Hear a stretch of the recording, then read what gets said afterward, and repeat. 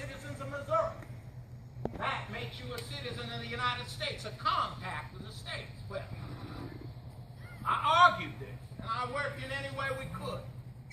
Whether it was Missouri Compromise, working on that, or the Kansas-Nebraska Act, or all these compromises we made to try to keep the Union together, to try to keep these black Republicans, these die-hard abolitionists, from destroying the Constitution and destroying our country. We tried. Of course, in 1861, Mississippi seceded, and I told my brothers in the Senate that I hoped we could go and be brothers still in separate countries, but devoted to almost identical principles of the Constitution, except for what they could no longer abide by. Of course, 2 weeks later, as many of you know, I just arrived home and a messenger comes riding up, hands me a document, and the document says that I have been appointed President of the Confederate States of America. An honor and a position I did not wish. I did not believe in secession. I still think that was the wrong way. However, it was inevitable. Perhaps we'll talk about that more. But as a patriot to my state, a patriot to my state being attacked by Mr. Lincoln, by His Excellency Abraham I, as I called him quite often,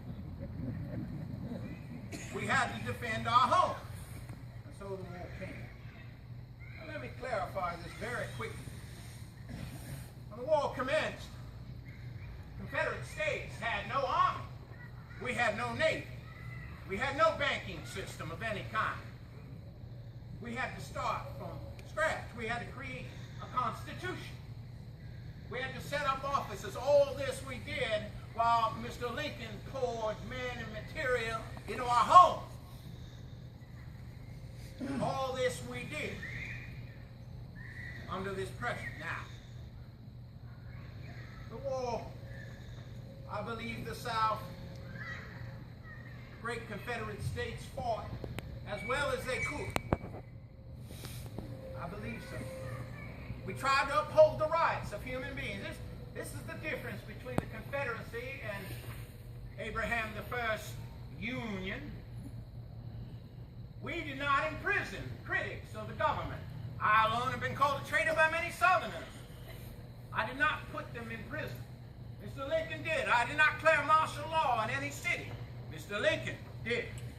I did not hold any state in the Confederacy that wished to go back on the Union by force. Mr. Lincoln did that.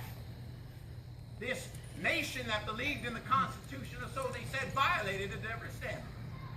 Well, of course, we started below. We had not enough men, not enough guns. Did you know, of course, that the Union had 50 times the factories, 20 times the iron, 3 times the manpower.